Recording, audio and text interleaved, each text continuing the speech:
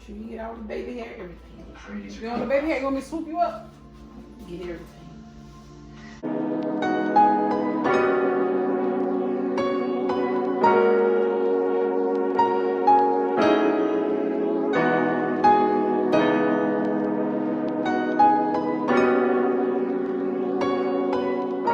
We're going to go ahead and grab our petroleum jelly, aka generic Vaseline, and we're going to go ahead and base her entire perimeter, including her ears, behind her ears, and under her ears.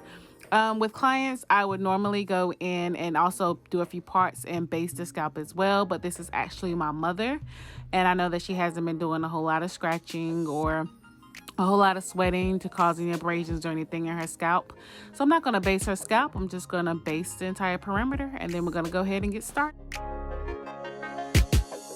Okay, so my mom uses the Soft and Beautiful regular relaxer. Here, I'm just grabbing the items out of the box. I'm showing you part 1 and part 2, which is the cream and the activator. And I'm giving it a nice little stir and making sure that I mix it completely. And then I'm just showing you the other items that come in the box as well. Neutralizing Shampoo, Moisturizing Lotion, Deep Conditioner Treatment, as well as Info Packet. And now I am jumping straight into applying the relaxer. I always like to go straight down the middle and the back. You always want to start in the back, okay? Because in the back is usually where the hair is the most coarse and is usually the most resistant. So you always want to start in the back. So I'm going ahead straight down the middle. My mom as well, her middle and her top section right in the middle there, it is pretty resistant as well. So I went on and applied it to that section as well so it can go ahead and start getting relaxed. So I'm gonna go ahead and start right at the bottom, and I'm gonna start applying. Make sure that you only apply to the new growth, okay? Only apply to the new growth. Some people go in and they relax all of their hair each time, and you do not want to do that, okay? That is why a lot of people end up with a lot of breakage. A lot of people hair end up drying out. It breaks off. That's pretty much one of the main reasons why everybody be like, relaxer messed up their hair, or relaxer was breaking off their hair, because they would go in and relax their hair every single time. I cannot tell you how many clients' hair that I have done, and they have told me that that's what they do.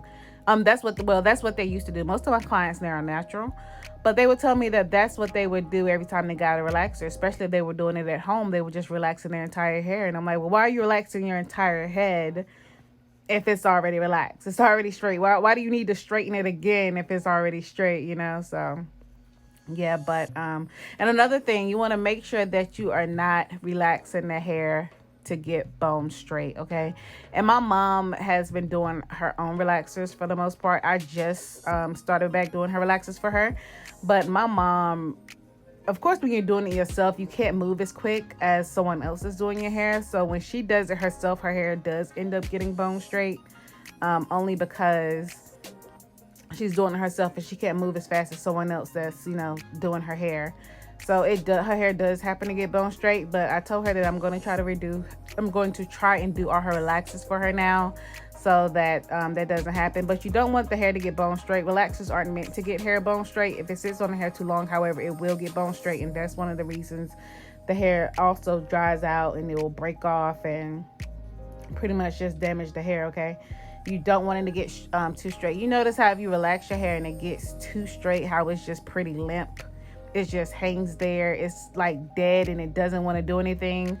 No, it's just the relaxer is meant to just relax the natural curl pattern. So just kind of, it goes from there very kinky to a nice, like a softer kink, or even a wave depending on your texture. So you just want to just make sure you take that in consideration as well. And here I just wanted to show you guys how I do the front. I go in and I start in the back of the front. Okay, and then I fold it on top. I make sure I fold the hair back onto the other hair. Make sure that hair does not touch relaxer when I fold it back. So notice how I'm folding it back to where the remainder of the hair is that does not have relaxer, okay? And also, when you're doing your relaxer, you do not want to just slather relaxer on the front on your edges. Your edges are so fragile. The hair in the front is normally it's thinner than the rest of the hair, okay? And plus, it doesn't take a lot, okay? Especially when you're doing just your new growth, okay, your body heat is going to allow that relaxer to work faster.